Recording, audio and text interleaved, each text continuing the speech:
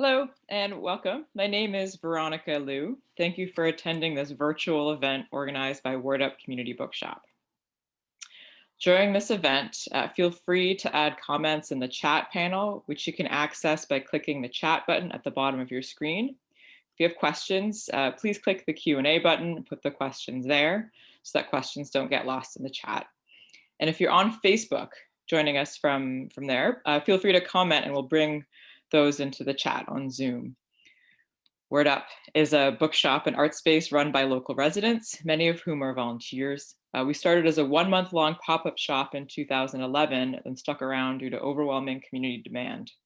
This past June, we celebrated our 10th birthday. We can be found at 2113 Amsterdam Avenue at the corner of 165th Street in Washington Heights, New York City. We host events for all ages and sell used and new books in English and Spanish. You can check out wordupbooks.com to shop and see other virtual and outdoor events we have, and increasingly so in-person events too. We're open Tuesday to Friday, 12 to 6 with some extended holiday hours also on our site, and Saturdays 11 to 5. For tonight's event, we are really excited to be gathering for this event a couple of days in advance of World AIDS Day, which is December 1st. There have been a lot of correlations between this time that we're in and others throughout history, but especially so with this time a few decades earlier when the globe was ravaged by AIDS. We have two amazing people here to help us connect the dots between these eras and with what governments, citizens, others have and can do. And they will each speak about their work, and then we'll also talk to each other, converse with each other, and also take questions from the audience. So think of what you want to ask them throughout their readings and speech. Emily Bass has spent more than 20 years writing about and working on HIV/AIDS in America and East and Southern Africa. Her writing has appeared in numerous books and publications, including Foreign Policy, The Washington Post, The Lancet, Esquire, and N+1, and she's received a notable mention in Best American Essays. A lifelong social justice activist, Bass has served as an external expert for the World Health Organization and a member of the What Would an HIV Doula Do collective. She's the recipient of a Fulbright Journalism Fellowship and a Martin Duberman Visiting Research Fellowship from the New York Public Library. She lives in Brooklyn with her family. And joining us, we also have Kristin Urquiza, who's the co-executive director of Marked by COVID, which she co-founded after her Mexican-American father needlessly passed away from COVID on June 30th, 2020. Marked by COVID uplifts stories by those impacted by COVID, holds elected officials accountable for their failed response to the pandemic that has resulted in tens of thousands of preventable deaths, and is demanding a coordinated, equity-centered, and data-informed national response to the pandemic. She holds a Master of Public Affairs from UC Berkeley, is a graduate of Yale University, and is the proud granddaughter of migrant farm workers from Mexico and Oklahoma. First up, we'll have Emily do a brief reading and introduce her work. Thank you all for being here. Thank you so much for that introduction and for this chance to be together. We are on the verge of World AIDS Day, which is a day to do a lot of things. It's to recognize that pandemics go on for years, that we are 40 years in by some countings into AIDS. And it's a day this year, I think, and a time to take stock of the ways that multiple pandemics and multiple concurrent struggles come together and call us to action. And that's really why I'm thrilled to be doing this with Kristin and to be in dialogue. The UNAIDS just today, in advance of World AIDS Day, released its annual report, and we are in a moment where we cannot afford to look at things separately. We cannot afford to view pandemics separately. We cannot afford to view the biomedical separate from the social, racism separate from misogyny. And we certainly cannot afford to view those responsible from those of us. We cannot afford to draw distinctions between people who have the power to make change and people who perhaps need to wait for others to do it. At this moment, we are really in a movement building survival mode, I would say, as many people have been for many years. And so I want to start by acknowledging that, acknowledging I'm joining you guys from Brooklyn, from unceded Lenape land, that we are in a nation and in a moment with a history of structures that prioritize profit and death over health and dignity, and also a place where movements start and bridge and find energy. And so To End a Plague, this book that I'm going to read a little bit from before Kristin and I get to talk about revolutions, is a history of what happened after antiretrovirals, which are the potent cocktail of therapy that helps people with HIV control their viral load, and turned HIV from a virus that progressed to AIDS and almost always caused death to something that was manageable and is manageable. And I wrote this book because a lot of histories that there was no history of the transnational activism that emerged after the antiretrovirals became available, and that linked up Americans, Brazilians, Thai folks, people from South Africa, people from Uganda, into a movement that demanded global equitable access to life-saving medications. Stop me if that sounds familiar, and secured them. And it was just people deciding to fight for their lives. So I want to, and I'm going to just read a couple of sections about some of the people that I did that work with. I encountered this movement in 1996 as an AIDS journalist and queer social justice activist in New York City, and that led me to Uganda, which is where I reported a lot of this book, and worked alongside some people who were the activists fighting for their own lives, and that's what we're going to talk about tonight. So I'm just going to read a little bit from the beginning and from the end. Introduce a character named Sissy, who's a dear friend of mine. By the time Sissy was diagnosed with HIV in Kampala, Uganda in 1991, she was practiced in cheating death. The eldest daughter of a father who belonged to the same extended family as the King of Buganda, the tribe native to the country's central region, she'd grown up amid people who loved her so much they did not even let her know that she was in danger. Ugandan President Milton Obote was intent on destroying the Buganda kingdom, once favored by the British, while Uganda was a protectorate. The army looked for the tribe's royalty, who were also its political leaders, and either jailed them or ensured that they disappeared with no trace, as Sissy later learned. Her father sent his family to live with Sissy's maternal grandparents as a safety precaution. They took pains to keep his children safe, both from the state and from a sense of danger. Her family seldom called her by her name. Mumbeja, they said, princess. But if they said it as if it was joking, lest an agent of the current government overheard. We were hiding, but we didn't know the meaning of the word. She remembered being confused about why her male relatives could fetch water off the property when she could not, but mostly she remembered the love and the sense of living off the land. Everything was so natural. You get it from the garden, you cook it, you eat it, no frying at all. I never saw my grandparents fall sick, she'd recall some years later when disease had ravaged her country. She wasn't even sure she knew why they died. In that house full of happiness, Sissy found ways to break the rules. We would go out during the night, especially when the moon was high. They'd make noise then, she and her cousins and brothers, pure, unbridled sounds of joy. I felt protected, she recalled, even though she didn't quite understand why Mumbeja's uncles called her by this nickname as though it were a joke. When she needed to, though, she remembered the strategy. Sometimes the truth could only be uttered out of the side of your mouth. My sister wants to wed, she said to the lab technician at the private clinic where she worked. She told her colleague that her sister wanted to check and see if she or her partner had HIV. Fine, he said, just bring the blood. Sissy drew her own blood and that of her husband, who'd returned from a business trip looking different, his hair curled in a manner she recognized as a sign of ill health. I said, now what happened to your hair? And he said, I have a terrible headache. They stood for a moment on the threshold of their home, and then her husband went inside. I stayed on the veranda. The world was collapsing on me. So should I give you the good news first or the bad news? The young lab technician asked. He liked to call Sissy auntie. The bad news is your sister is infected. The good news is even the man is infected too, so they can go ahead with their weddings. That time I blacked out, she'd recall. They comforted her as though her grief were for her sister, not herself.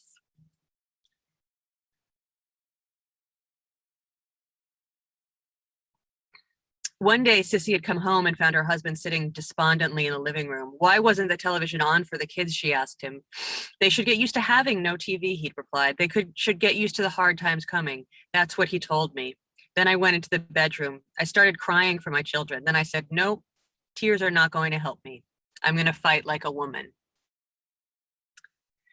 I just want to, Sissy's birthday was November 28th, so it was yesterday. So I'm also going to wish Sissy a happy birthday and tell her I did that. She lost her mother to COVID a couple months ago, and has lost several family members in Uganda.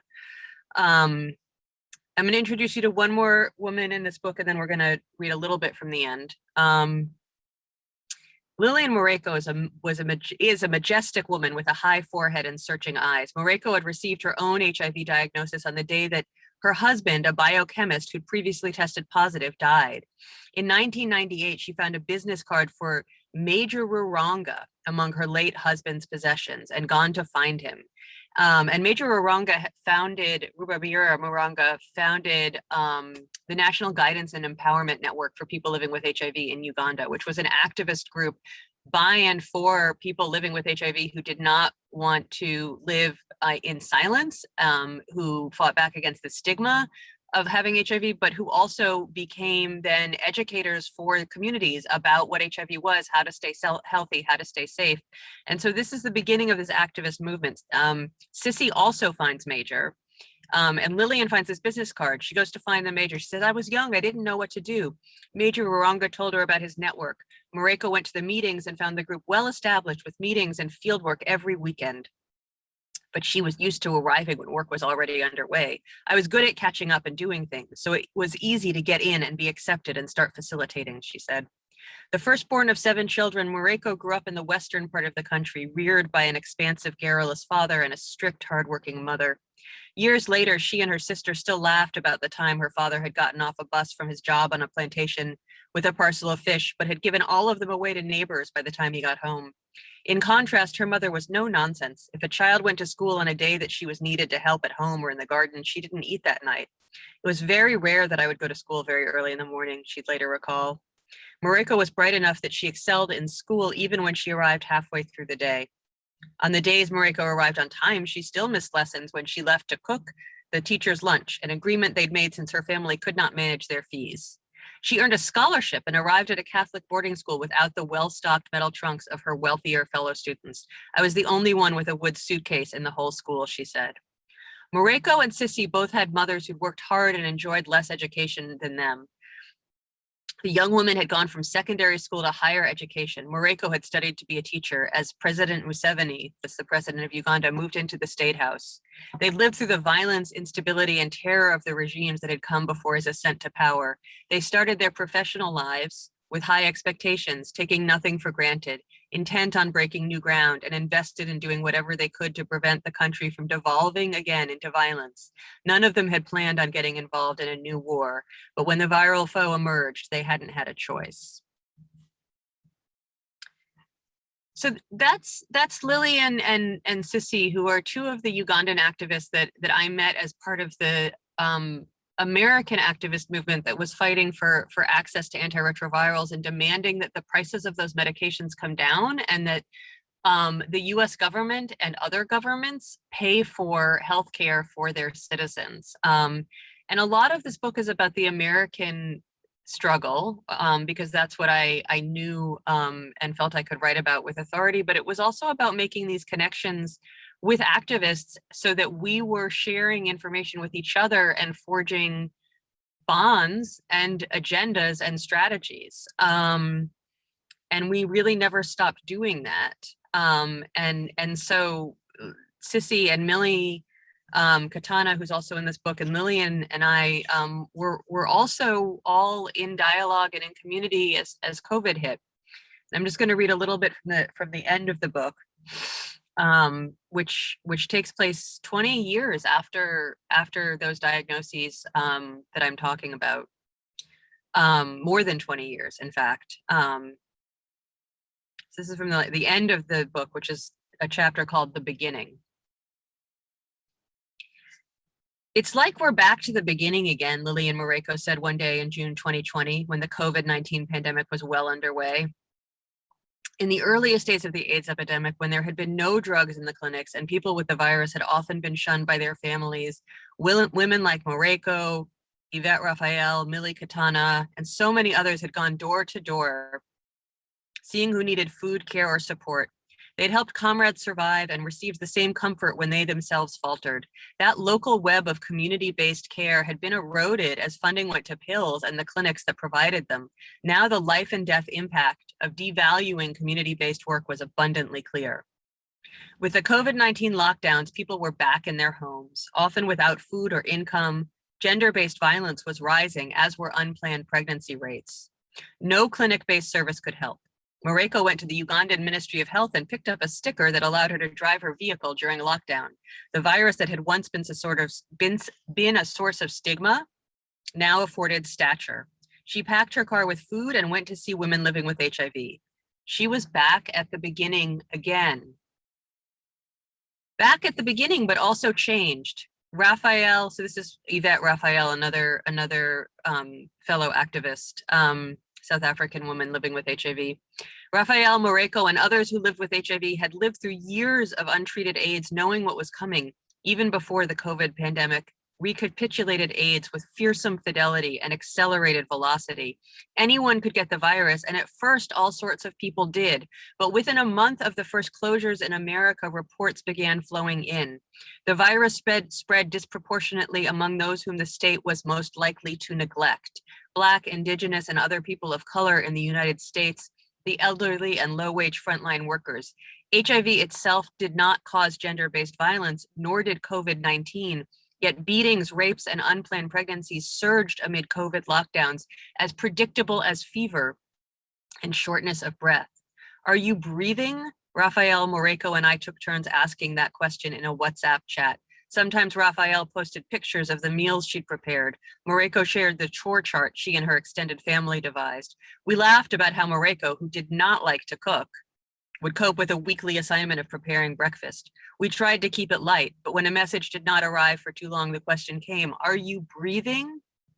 We held vigils for each other as one of us than the next ran a fever, felt her chest tighten, or confessed she wasn't sleeping. Our families and incomes were intact, our fridges full. We knew we were lucky. We also knew that many people living close by and thousands of miles away were not. To work on, quote, global AIDS was to have a bodily sense of a pandemic's reach. The work of doing it for both AIDS and COVID-19 was exhausting. I want to go and look at nothing but water for 2 days, Morocco said to me in September 2020. It had been 3 months since she'd gotten the vehicle sticker. President Museveni had eased the lockdown, and the anticipated explosion of COVID cases in Africa had not yet occurred. Nevertheless, poor people were getting poorer, rates of HIV testing and new treatment initiations were dropping, and gains in childhood immunizations, tuberculosis diagnosis, and preventive treatment were all being done as health systems diverted attention and resources to the new pandemic. She made plans to go to Kalangala, the lakeside district that had been home to some of the earliest cases of AIDS. I imagined her staring at the tarnished silver surface of the lake and nothing else, taking a break from seeing key gains unraveling. You should go, I urged. And then we're just gonna, very, very briefly, I'm gonna finish with Sissy, who was in my apartment in March 2020, which was 19 years after we'd met and 16 years after she'd made a trip to stay with me in Brooklyn when her health was in very fragile shape, and we'd worked with an underground railroad of brave doctors to find medication and help for her. And in all that time, I had never done an oral history interview with her. As much as it means a lot to read women's stories, I know that, and Kristin, I'd be curious when we talk, the stories of people who are living with a virus can be used to make them heroes. They can use to make them one-dimensional. I think women living with HIV in particular are often defined by how they got it, how they survived, when they found out. I think the same kinds of questions come up with COVID, and yet I bring them in their multi-dimensions because I think it's important to sort of see many things, including the idea that in Uganda, where we often also create these sort of notions of, and we're doing this right now, that the people, we take identity, face, class away from people beyond our borders, people in Africa. And part of what is in this story is that this is a middle-class, educated, infuriated activist movement, which is not unlike what started in America, but also one that was profoundly centered in women's right to bodily autonomy. So anyway, we're going to talk. But Sissy came back in March 2020, and we'd never done an interview. And I said, we're going to do an oral history. And she said, okay. We did our second conversation on March 6, 2020 in my kitchen. I lit a candle and did an audio tag. I asked her to tell me about her husband. What was he like? I prodded her. She thought for a moment, her lips folded in on themselves. She was careful when the recorder ran. When she finally spoke, she smiled just a bit. He taught me to wear pants. On one of his business trips, he'd brought back a brightly patterned pair of trousers, the first she'd ever owned. And I'm not going to read this, but I asked her if there's anyone she wants to bring into the story, anything that feels important, and she thanks her brother and her children and the doctors and me, and we sort of exchange, knowing that recorder is running, this sort of exchange of gratitude.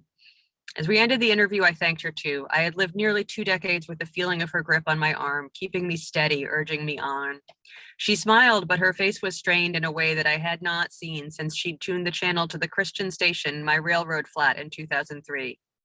Before I started recording, I told her that she did not need to worry. I told her she could fly home early, that she would be just fine. There were not many cases of the novel coronavirus in New York City, and there wouldn't be. She nodded and looked right through me. Old trauma, I'd thought. I still hadn't finished learning how to listen. Some weeks later, when the schools had been shut and I had not left the house for more than 5 minutes for weeks, I transcribed our interview and heard what I had missed, and she surely had not. Sirens had been screaming on and off the whole time. Thank you for giving me the chance to bring these friends and comrades and fellow travelers into this conversation tonight, this week, this moment when we're marking the ground lost, which they knew that the book ended a year ago, more than a year ago. And thank you, Kristin, for being here to be in conversation about pandemic activisms. It's been inspiring and galvanizing to be a witness to the movement that you have helped to start. And I'm really glad to share this time with you and to hear what you're thinking about. Likewise, Emily. And I just have to say how powerful it is to hear, your writing from your own words. And I just want to thank again Word Up for bringing us together for this conversation. It has already been a treat to be able to think about some of these women who are part of my broader community that I am just beginning to meet some and look forward to meeting others. But it does remind me more than anything about how the last year and a half, the surprising silver lining for me has been meeting so many incredible people who are willing to, like Sissy said, put the tears aside and fight like a woman.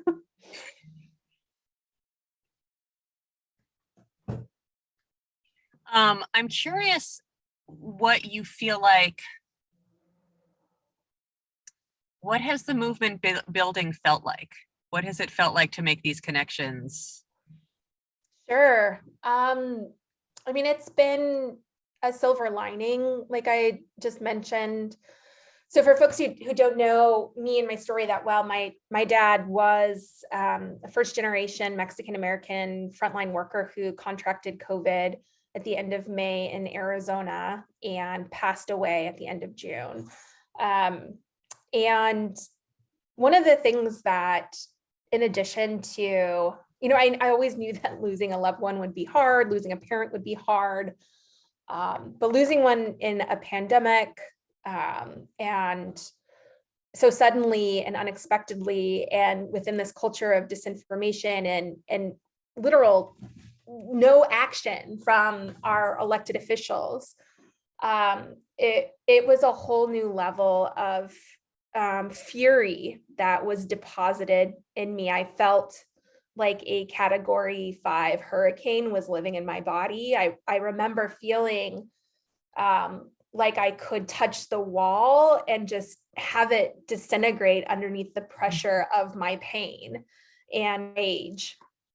And lifting my voice and saying, this is not right, that the reason why my dad got sick, the reason why he passed is because we have not prioritized health outcomes in this country, in particular for Black and Brown communities.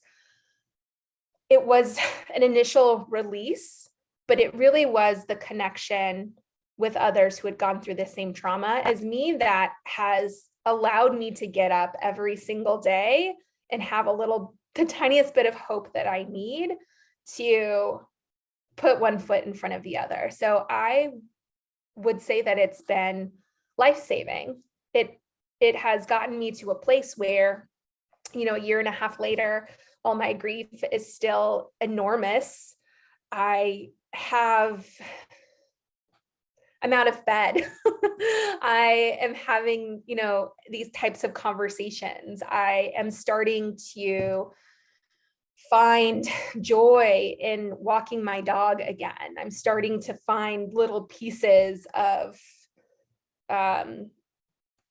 life in my life again, versus just sort of going through survival mode. So I think that this has been a community building exercise. And quite honestly, thinking one of the very first things that came to my mind and my partner's mind whenever we decided to kind of take these first steps in sharing our story was, what's happening right now is, how is this different from what happened 40 years ago with HIV and AIDS? And connecting to folks like you and others who've been super active in that movement has not only provided comfort in these dark days, but also, a roadmap to what to expect, from folks in power, both domestically, internationally, as well as the power and importance of building international community. So it's been a lot over the last year. But similarly, I'm curious, what is it like for you to see history repeating itself? I mean, I think that it's humbling, and it's humbling for a reason that I keep unearthing, because I keep giving it voice, because I think it's I'm not proud of it, right? So I'm trying to bring it out. So I believe and work with a sense of enormous solidarity, and that definitely animated my AIDS activism. And I think that if you'd stopped and asked me in 2019 or 2018, do you experience HIV as an existential threat, I probably would have said yes, in the sense that it is, when we are tolerating pandemics, and HIV is an ongoing pandemic, right? And a surging pandemic right now, but even in 2019, disproportionately impacting adolescent girls and young women and LGBTQ folks and BIPOC folks. And so basically, the difference between an epidemic and a pandemic and just sort of, endemic disease is who it impacts, right? And how acceptable or it isn't. So I would have said, oh yes, it's existential because it threatens, the moral fabric. But the reality was and is that I personally was never felt threatened by or at risk of HIV because of my practices, because of my community, and because of when I entered the movement. In America, antiretrovirals had arrived. Okay, they hadn't in Africa, and too many people have died, and people that I know, but I didn't have the community that I lived in unravel around me. And COVID is different. COVID is an existential threat. COVID is my parents. It's my children. It's my partner who's a teacher. And I'm not proud of that, right? I'm not proud that I did work on a disease for years and discovered when this pandemic hit that there was another layer of urgency and emotion. So I keep saying that because I'm not proud of it, but I think those are the things you have to sort of bring into the light, right? And I'm here. I mean, and what I'm interested in also is that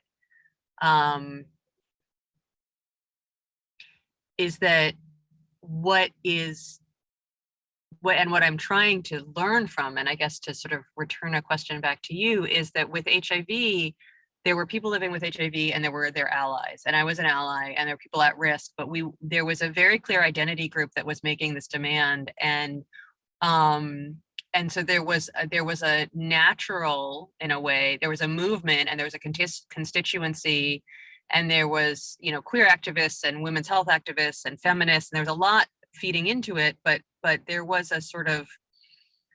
an identity-based constituency. And one of the things, and I imagine you've heard this as well, that people will say, well, everybody's affected by COVID, so who's supposed to be, one of the things that the book talks about, and that's been enormously successful and that continues to this day, is that civil society demanded seats at the table where decisions were being made.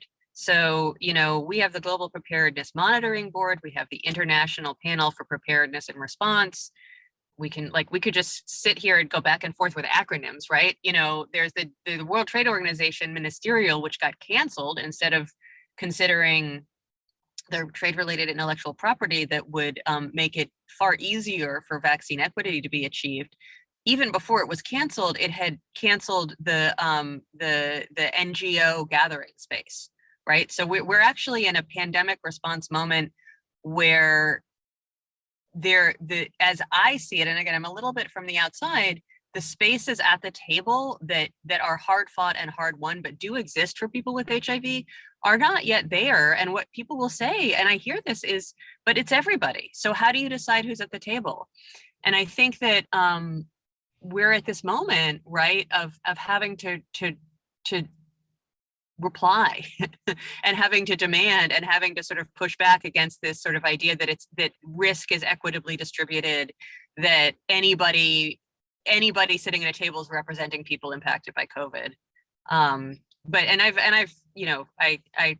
fangirl Kristin even when we're not doing events together, but I email, this is one of these things I keep being like, what's going on? How do you deal with this, right? This idea that we're all, so it's everybody, so it's kind of nobody. Mm-hmm. Yeah, I appreciate you bringing this into the conversation, because it is something that, I've heard for a while now, increasingly so. It's also something I was thinking about this morning when I was finally getting around to reviewing the equity recommendations from the White House COVID-19 Equity Task Force, and thinking about a conversation that I had with Dr. Nunez-Smith, who was the chair of that commission very early in the year, right before she got appointed to direct that. And part of our demands at that point from Marked by COVID was that there needs to be representation from people who've been most severely harmed on that task force. And her, knee-jerk reaction was, well, everybody's been impacted. And so even from somebody who is an expert in equity, who's been appointed by the president, we are conditioned in so many ways to, put sort of blame everywhere, as well as not take responsibility. So I think it's really important. It's also, it's important to talk about in Sunlight.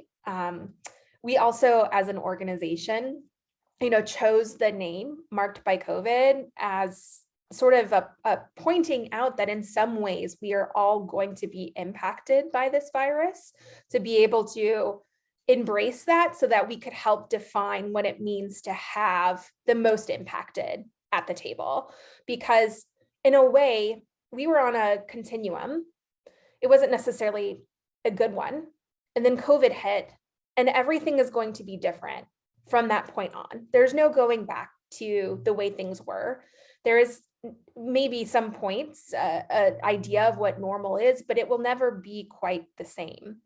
And so one of the things that we really wanted to help galvanize in our movement is to help people identify the ways in which they have been impacted by COVID, as well as identify the kind of hierarchy of what it means to be most impacted. And for us, we define that as people who have lost a loved one, or they themselves have survived COVID and are still struggling or have struggled with long COVID. So the people who have really borne the disproportionate impact of the virus, as well as the disproportionate impact of our systemic failures, which as you know, in many instances were put there in place to get these results that we have. We have a health system that has preference to people who have access, who have resources, who happen to more often be white, who happen more often to not, be queer, et cetera, and so forth, not be immigrants. And so for us, when we developed our policy platform, we have over and over reiterated that one, we need to, in every single decision, have a seat at the table for those most impacted, as well as two, have our response be commensurate to the scale of the problem. And I think that is something that very early on for me was, and still continues to be, of utmost importance. And I still think that we are not rising to the occasion. We are not responding to this global health crisis on the scale of what it demands. This should be an all hands on deck effort. It should have been from day one. I'm appreciative of the vaccines, but even 5 months into the vaccine rollout, I was looking at the vaccine numbers in my hometown of, my home zip code where my dad got sick, where my dad passed, which is 77% Latino, 40% immigrant. And our vaccine uptake was still like 16% in comparison to a statewide uptick of 40%. I started calling around. Nobody had vaccines locally. There was no, education going on in the neighborhood. And it's people like us policing these types of rollouts that continue to expose that, neighborhoods that are predominantly disinvested in are continuing to not get the investment needed. So those are some thoughts. I think it's going to continue to be, complicated, but I think for COVID, it's the people who have lost loved ones, multiple loved ones, have lost their health. And there's typically an intersectionality. For example, in my family, I lost my dad, but overall with my extended family, I've lost 5 relatives. My dad's cousin, his brother, a nephew. I know nobody else who is not, multi-generational Latino in my friend circle who has experienced such a compounded type of loss. So it's getting at those kind of ideas of intersectionality and how these disparities reinforce as well as perpetuate and compound one another. And I see Veronica has come up. Come on, there was a question from Daniela, and I had another couple questions based on what you both were talking about. And I know that there is some of what Daniela is asking has been answered in parts in what you've both talked about. But I wonder if you could actually, flesh out a little more. She's saying thanks both so much, and also can you speak to the, maybe say even a little more about the political obstacles and avenues under Bush for getting antiretroviral drugs out to HIV patients, and to the same for a treatment for COVID under the current and past US administrations. Yeah, I mean, happy to, and I think, again, I'm learning about the similarities and the differences. I think that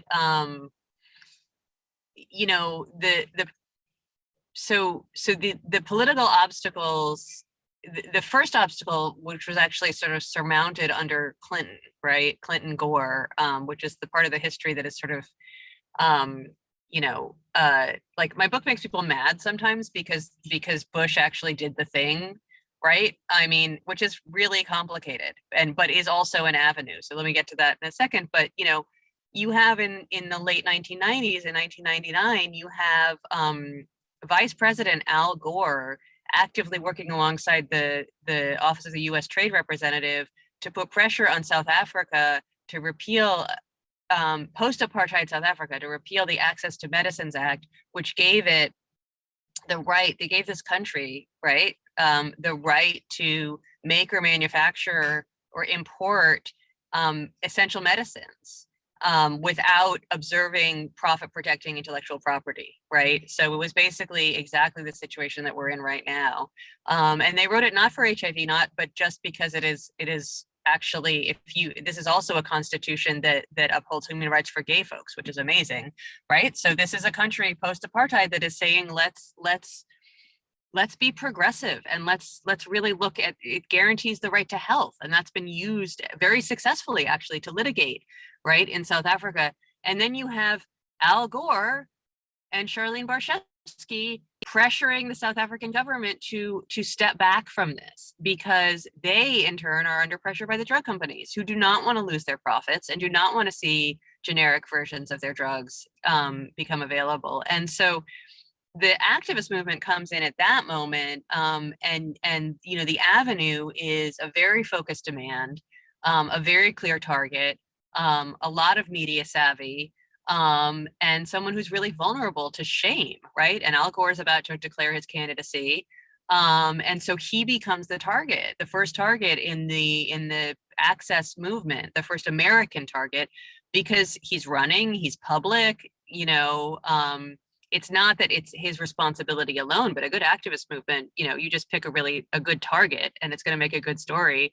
And by that, I mean, it's going to hit the news, which back in the day was actually like physically, literally the news, right? The newspaper, where activists disrupted Al Gore's declaration of his candidacy, shouting AIDS drugs for Africa.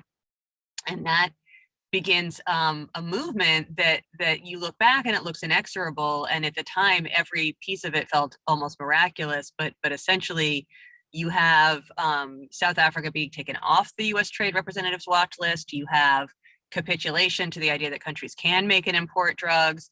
You have Indian manufacturers stepping in and saying, I can make these for $1 a day. CIPLA does that. And then suddenly the price is around $300 a year, not $10,000 or $12,000 a year. And then you have George Bush coming in and, until arguably you could spend any amount of money, but until the prices come down, you can't argue for treating millions of people worldwide. Then the treatment becomes affordable. And what you have that is a huge avenue that I think is something really worth sort of probing and thinking about now is you have very unlikely on the one hand, although I would argue, again, there's a morality here that is bipartisan, but you have an enormous bipartisan consensus that we should do something about AIDS in Africa. And I think that that's one of the things that we also have to keep our eyes and ears for, and also our sort of political savvy for it. We've been destroyed by division, living through the Trump administration and the dismantling of any sense of consensus, living in a divided country, with literally a heat map of pandemics that shows inequalities, but also political views on vaccine and masking. I mean, all of these different things.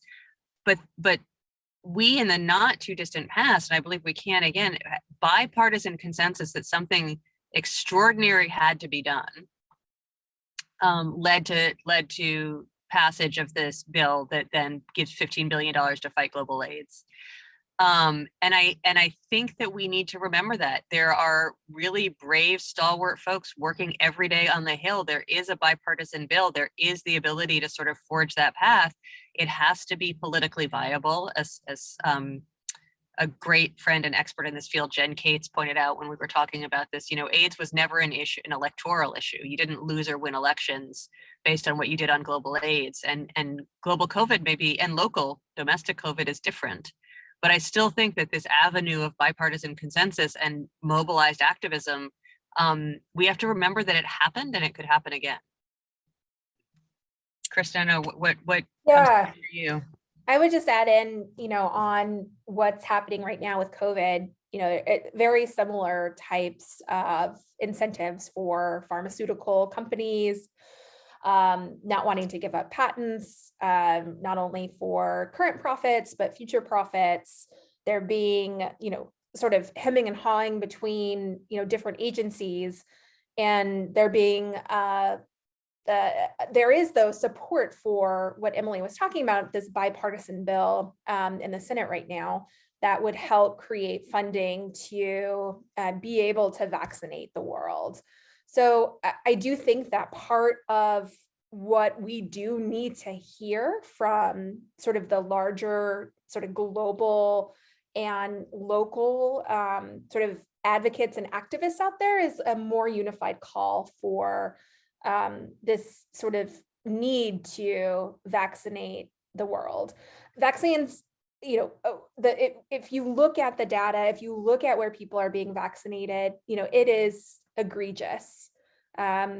We should be, and I am personally, but we should be ashamed of ourselves just to see, what sort of the rich nations have and what other countries don't have. And in the face of new variants like we're seeing right now that are even more potentially more transmissible and could have different outcomes, it is our moral duty to get that information out so that these can be produced at low to no cost, be subsidized by countries like the US and others that have the money to help pay the bill and get shots in arms so that people can have a chance at life. Both of you have talked about things happening locally, or you've both Emily was referring to logistics of like an underground railroad of meds. There was talk of, I know on Marked on COVID, there are the local hubs. There are, there's just like the door-to-door checking. And I wonder if and I know that so much about bigger global movements start with, these like very local organizing that builds and I wonder if what you can share of in all of this work where you both know, big picture what needs to happen and are also seeing on the ground what's happening on very much smaller scales, what moments of radical possibility you can see that would take this to this, and what that is both something that you can share with us, the audience, and also some of the people on this call who are people who I know who are doing kind of that the local organizing and stuff, and are interested in to know how what they do on the ground now can connect to the bigger picture globally. I'm happy to jump in because this is what I'm at doing every single day these days. And yes, Marked by COVID does have local hubs. Part of our reasoning behind that is because, like what you're saying, there's so much that can happen on a local level, but also COVID is one of those things that where you live, your zip code, it has a really big impact on what your COVID experience is. And, knowing that you all are New York based, one of the things that comes to mind first and foremost is I've been following really closely what has been happening in response to this new variant. And while I'm grateful that the new governor of New York has issued a state of emergency because that does help free up resources to be able to be prepared, there's still so much more that she could be doing. In particular, in advance of the holiday season, we should be masking indoors. Simple, very low cost, widely available public health tool that we know without a shadow of a doubt helps control the spread. And so that is really top of mind for me, as well as increasing free to low cost rapid tests so that we get into this sort of habit of knowing our status, being able to, before I gathered with a very small group of friends for Thanksgiving, we all did our COVID rapid tests. We had a little rapid test bouquet at the Thanksgiving dinner table. And it was I can see this being part of my future. But we need our elected officials at the local level to help get funding in the door to be able to support rapid accessible testing, as well as put their foot down when it comes to being indoors with strangers and putting on your mask. So I think, how to make that happen. It's kind of age old, like making phone calls into the governor's office, connecting with groups like Marked by COVID and others who are helping to organize, virtual and other events to get folks involved in petitions and sort of other grassroots tactics.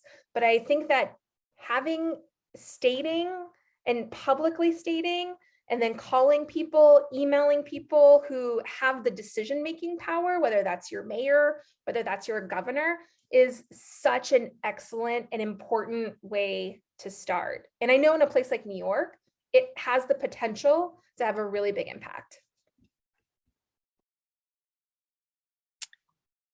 I mean, yes, to all of that, to all of it. And I think that what I'll add is when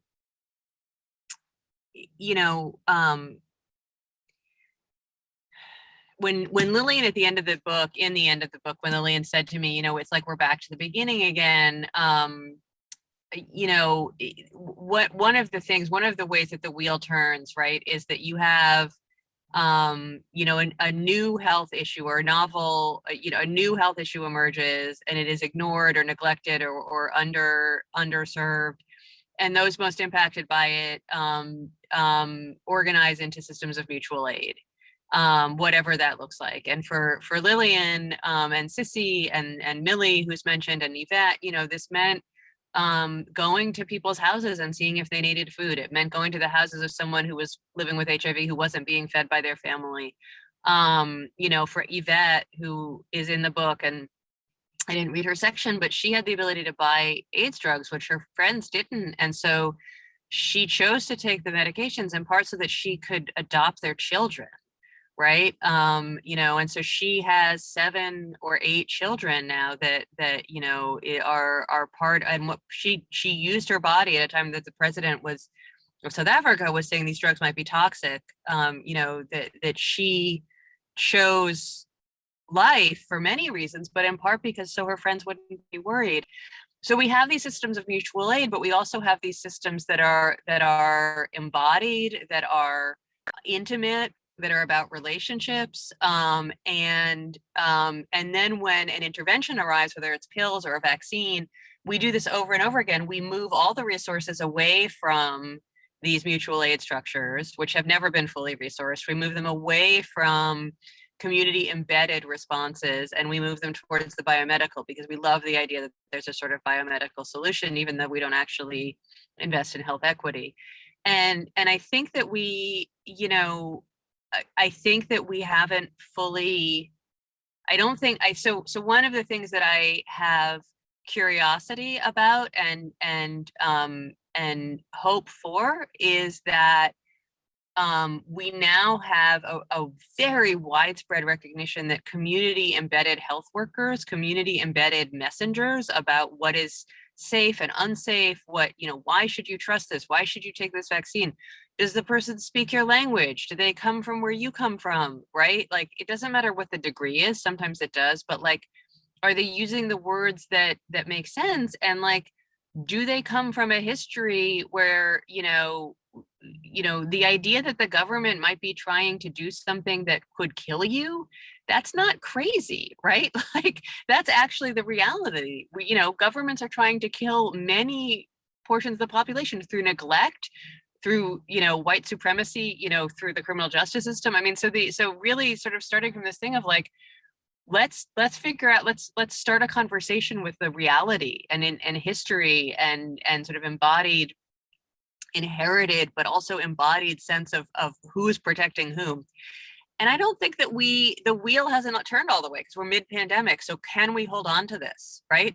Can we hold on to community healthcare workers? Can we get a community health core? Could they do other things? Can we actually finally invest in a sort of a local embedded context specific health system?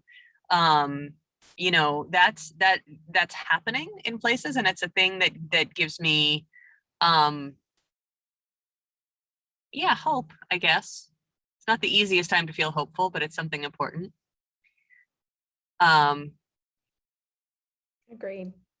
Yeah, I absolutely agree. The community health infrastructure is something that's been so essential in this response, has been systemically underappreciated, undervalued, under-resourced, and yet, we're seeing once again how it is those trusted messengers, those people deeply embedded in our communities that are the ones that can have those conversations, have those deep conversations. I find myself speaking differently when, I'm back home in my community in Maryville. And it's because I know those streets. I know how people talk. I know that using a word like omnipresent is going to freak people out. Mhm. But instead, I just meet people where they're at. And there are so many folks in our community who are already leading, as well as budding leaders, that with future and current investment, we can reinforce that system, which will make us not only better prepared for the next pandemic, but also help mitigate the current pandemics that we are in. Thank you so much for your time today. I don't know if you have any parting thoughts you want to leave us with. I am also really glad there are some people, among some of the attendees. I want to let you know, if you're listening, that that you are so needed. Yeah. And what you're doing is what we need a lot more of, and what you're doing in terms of training others in our neighborhood, through spaces like ours and many more, is something that is like on the ground necessary for this. But yeah, before we any parting thoughts before we close out for the evening, and thanks so much to everyone else who's been here. I'm just grateful for the chance to be in conversation and community, and I do this is a dark moment, and it's also a moment to envision radical different possibilities, and we did it once for AIDS. We did it. We really did it. It didn't end the pandemic. And that's the other thing. We're going to be doing this for a long time. So conserve energy, get the test bouquets together, name and write books about your friends. I mean, whatever it is that makes you feel good. But, things have changed before and they will change again. But I don't think we can afford to do one pandemic at a time again. So that's our moment, right? But thank you. And thank you, Kristin. It's just absolutely thrilling. And Word Up is just an amazing institution. And thank you, guys. Echo all of that, Emily. It's been so great to be in this space with you, as well as Word Up. These conversations are so critical. And I think this thing that Emily just said, I would love to lift up too. It's just that we are working for a future that we've never had before, where there are equitable health outcomes.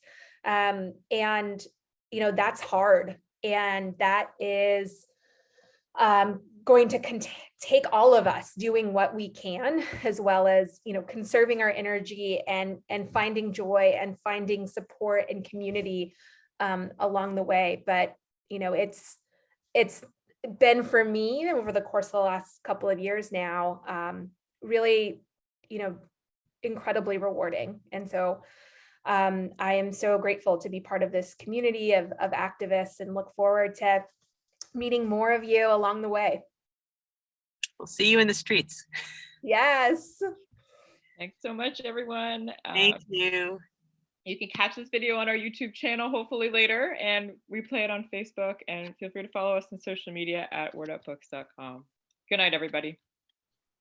Thank you, Emily and Kristin and Carolina.